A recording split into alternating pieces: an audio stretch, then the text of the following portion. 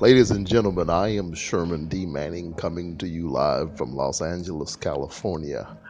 First and foremost, please get my new book, The Truth About O.J. Simpson, Race, Class, Money, and Justice.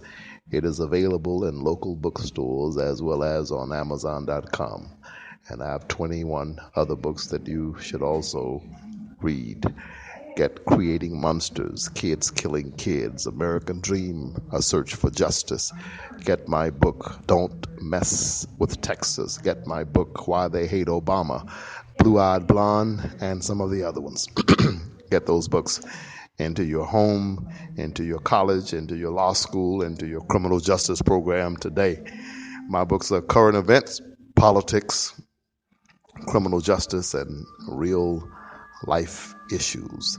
Let me begin by saying that we can't let Donald anywhere near the codes to the nuclear arsenal.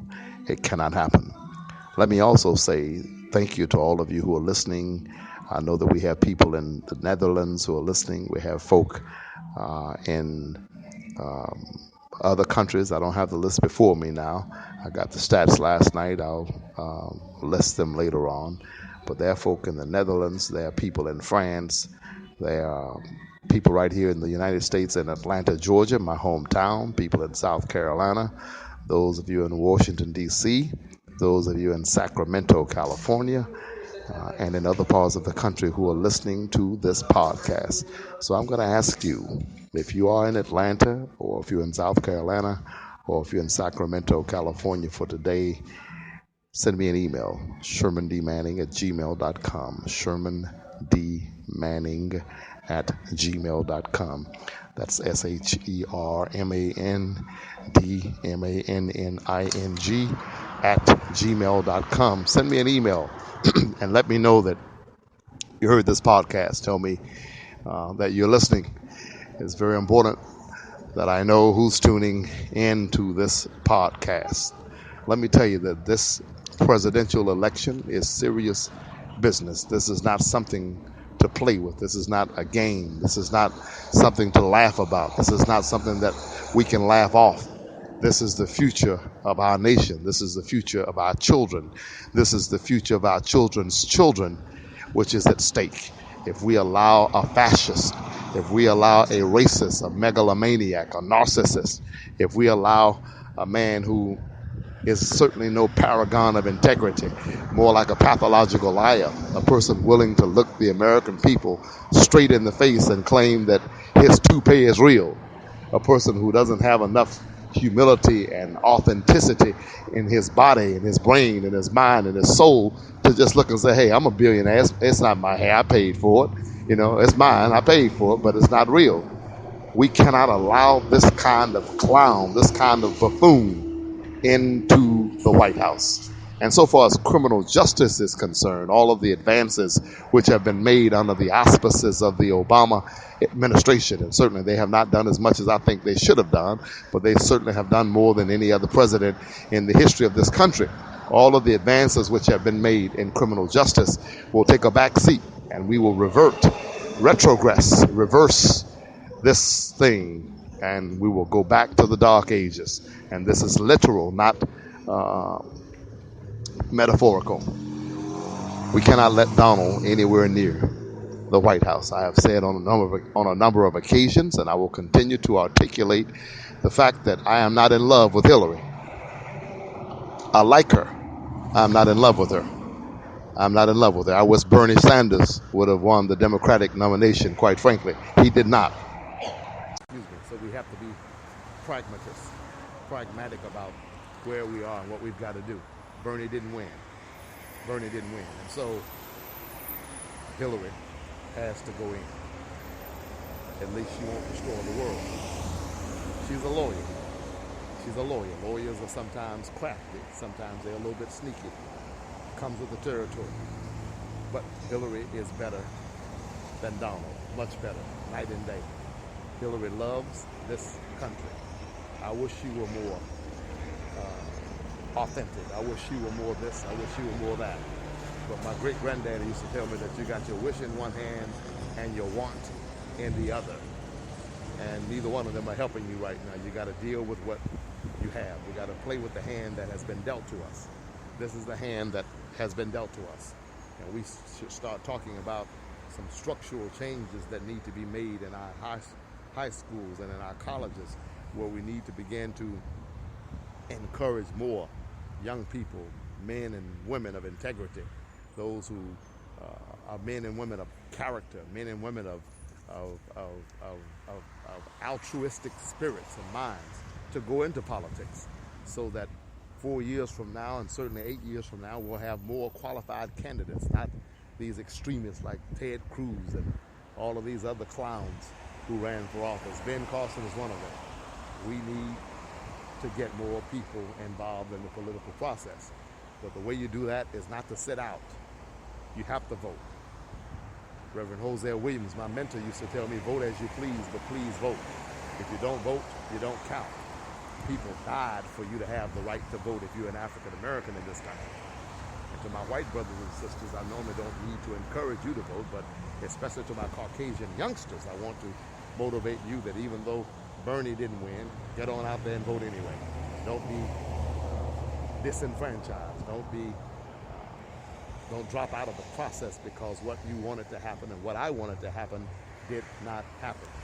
I am a man who cannot vote because I am convicted of a felony. My rights to vote I have been disenfranchised from the process. Quite frankly, I think it is illegal. It should be unconstitutional. It's called taxation without representation. I still pay taxes, and so if I pay taxes, I ought to be able to play a role in who represents me. But, that's another discussion for another time. It really is. Get my book, Creating Monsters. I talk about how the system has created monsters by allowing these violent jails and prisons to exist, and how the system continues to exacerbate that fact by when a person is released from incarceration, while they're dealing with the psychological curses that come along with having been incarcerated, while they're dealing with the post-traumatic stress of having been in prison, while they're dealing with the spiritual anxiety, while they're dealing with all the other issues that they have to deal with, then they have to deal with the fact that they are blockaded out of the political process. They feel like they don't count. They feel like they don't matter. They feel like everybody is looking at me funny. They feel like I can't vote. Am I even a citizen? Am I a second-class citizen? Am I even an American? I know of what I speak, because I'm not speaking from what I learned while matriculating at Morehouse. I'm not speaking of what I have learned while matriculating at Harvard or Columbia or Yale or Princeton.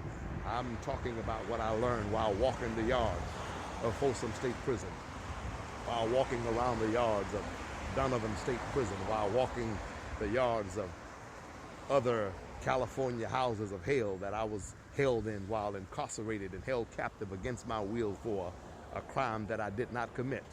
And now I have to wake up every morning suffering from the after effects of that prolonged incarceration, which has damaged my credibility and has damaged and injured my ability to perform, my ability to earn a living, my ability to be looked upon as a regular citizen, as a United States American.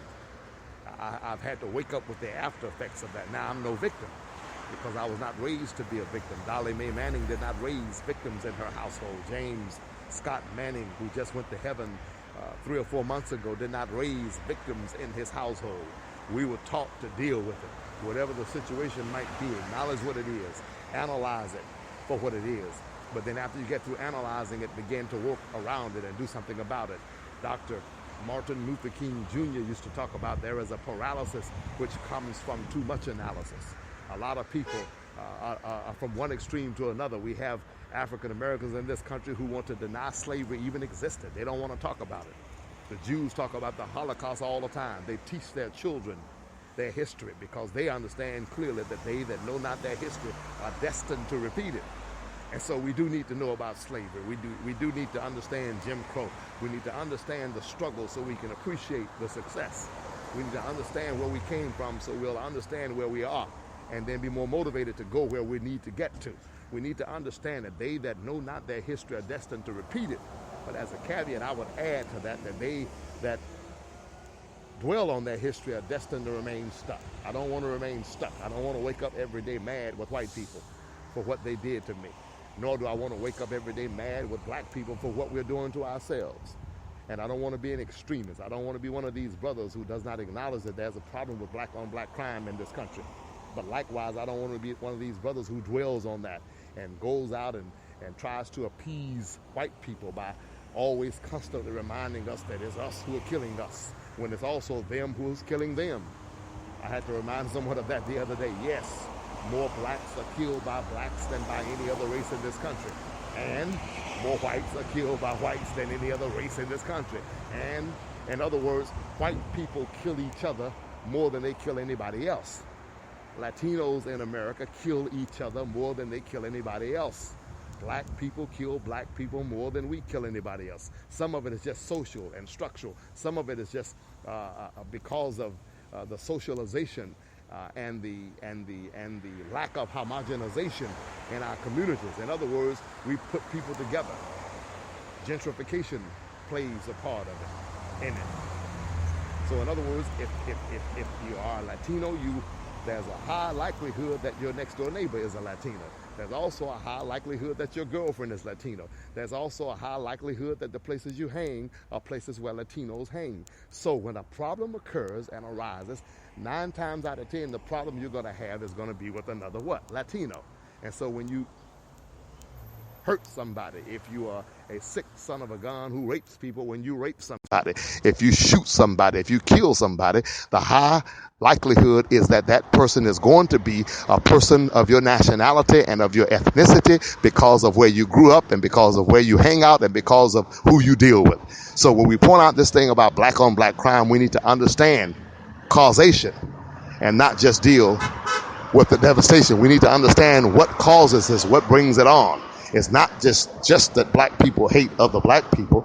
It's not just that white people hate other white people. Some of that plays a part because of what I call post-traumatic stress, or rather post-traumatic slave syndrome. I read a book by that title, to be fair, post-traumatic slave syndrome. And some of it comes from the Willie Lynch mentality. Even though the Willie Lynch letter has been largely discredited, I still think there's something to the story.